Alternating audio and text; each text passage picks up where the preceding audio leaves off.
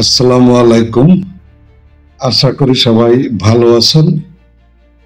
গত 5ই আগস্ট আওয়ামী লীগ শাসিত শেখ হাসিনা সরকারের পতনের পর এই পতনে যারা মুখ্য ভূমিকায় ছিল, যে সমস্ত ছাত্র জনতা, তাদের যে সমন্বয়ক, এই সমন্বয়করা 5ই আগস্টের পর একেবারে বেপরোয়া।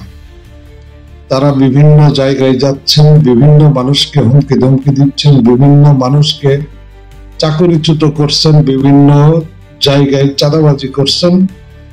এবং গতকালকে মোহাম্মদপুরে ঠিক এরকম একটা ঘটনা ঘটেছে, যার প্রেক্ষিতে এই বৈষম্য বিরোধীর যে আহ্বায়ক আছে, ওনারা এই সমন্বয়ক বা বৈষম্য বিরোধী যে সমস্ত আন্দোলনের যে সমস্ত নেতাকর্মী আছেন, তাদের বিরুদ্ধে কড়া একটা বার্তা দিয়েছে। সমন্বয়ক পরিচয়ে চাঁদাবাজি দখলবাজি করলে পুলিশে ধরিয়ে দেন। সমন্বয়ক পরিচয়ে কেউ চাঁদাবাজি দখলবাজি করলে পুলিশে ধরিয়ে দিতে আহ্বান জানিয়েছেন বৈষম্য বিরোধী ছাত্র আন্দোলন। শনিবার 8 মার্চ সংগঠনটি ফেসবুকে দেওয়া এক পোস্টে এই আহ্বান জানানো হয়। এতে বলা হয়, সমন্বয়ক পরিচয়ে কিংবা বৈষম্য বিরোধী ব্যানারের পরিচয়ে যদি কেউ চাঁদাবাজি দখলবাজি করতে গেলে পুলিশে ধরিয়ে দেন। এর আগে শুক্রবার এক সংবাদ সম্মেলনে নাহিদ ইসলাম বলেন, বৈষম্য বিরোধী ছাত্র আন্দোলন এখন আর আগের জায়গায় নেই। সেখান থেকে একটি ছাত্র সংগঠন ও একটি রাজনৈতিক দল তৈরি হয়েছে। ফলে বৈষম্য বিরোধী অথবা সমন্বয়ক পরিচয়ের আর কোনো অস্তিত্ব এখন নেই।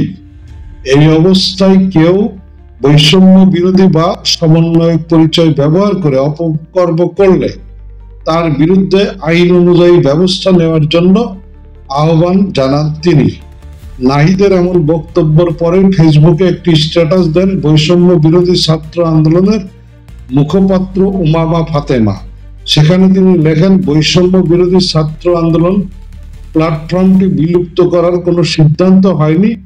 বৈষম্য বিরোধী ছাত্র আন্দোলনের অংশীদার ছাত্রদের সবাই নতুন রাজনৈতিক দল বা নতুন ছাত্র সংগঠনে যুক্ত হয়নি। অংশীদারদের আলোচনা ছাড়া প্ল্যাটফর্ম বিলুপ্ত হবে না, তাই বিভ্রান্ত না হওয়ার জন্য অনুরোধ রইল। এই যে বৈষম্য বিরোধী যে ছাত্র আন্দোলনের সাথে যারা জড়িত ছিল, সার্জিস আলম, নাহিদ ইসলাম সহ, হাসনাত আব্দুল্লাহ সহ আরো যারা ছিল, ইতিমধ্যে তারা একটা রাজনৈতিক দল গঠন করেছে, জাতীয় নাগরিক পার্টি, এনসিপি।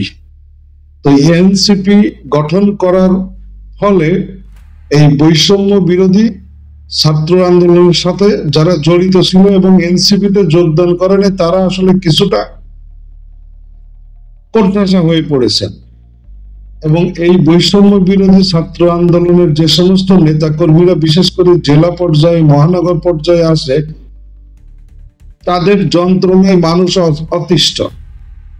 কারণে অকারণে তারা বিভিন্ন ধরনের পদক্ষেপ নিচ্ছে, যার ফলে যে প্রশাসনেরও আসলে কাজ করতে সমস্যা হচ্ছে এবং প্রশাসন আসলে তাদের কথা শুনতে বাধ্য হচ্ছে, আবার অনেক ক্ষেত্রে বাধ্য করা হচ্ছে। তো 5ই আগস্টের পরে পরবর্তী যেই বাংলাদেশ, সেই বাংলাদেশে আসলে এই বৈষম্য বিরোধী ছাত্র আন্দোলনের নেতা কর্মীরা যেগুলা করছে, এগুলো কতটা যুক্তিসঙ্গত। আর যখন বৈষম্য বিরোধী যারা মুখ্য ভূমিকায় ছিল, তারা একটা রাজনৈতিক দল গঠন করেছে, তখন আর এই যেই বৈষম্য বিরোধী ছাত্র আন্দোলনের যে কমিটি, সেই কমিটি থাকার কোনো যুক্তি আমার মনে হয় নেই। কারণ বিষয়টা এখন এরকম হয়ে গেছে যে একজন গাছেরটাও খাবে আবার নিচেরটাও কুড়াবে। তারা রাজনীতিও করবে, আবার এই বৈষম্য বিরোধী ছাত্র আন্দোলনের নামে চাঁদাবাজি করবে, আবার এই বৈষম্য বিরোধী ছাত্র আন্দোলনের নামে তারা বিভিন্ন মানুষকে ধমকাবে, বিভিন্ন লোকের চেয়ার কেড়ে নেবে।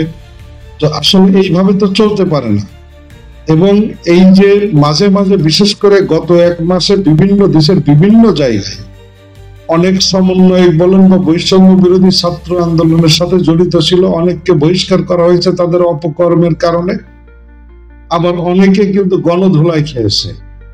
তো এখন ছাত্ররা আন্দোলন করেছে, সেই আন্দোলনে 15 বছর 15.5 বছরের একটা ফ্যাসিস্ট সরকার ক্ষমতাচ্যুত হয়েছে এবং সেই সরকারের প্রধান যিনি ছিলেন সাবেক প্রধানমন্ত্রী শেখ হাসিনা সহ ওই মন্ত্রিসভা এবং ওই সংসদের অনেক নেতাকর্মী বিদেশে পালিয়ে গেছেন, আবার অনেকে আত্মগোপনে আছেন, অনেকে জেলে ধরা পড়েছেন।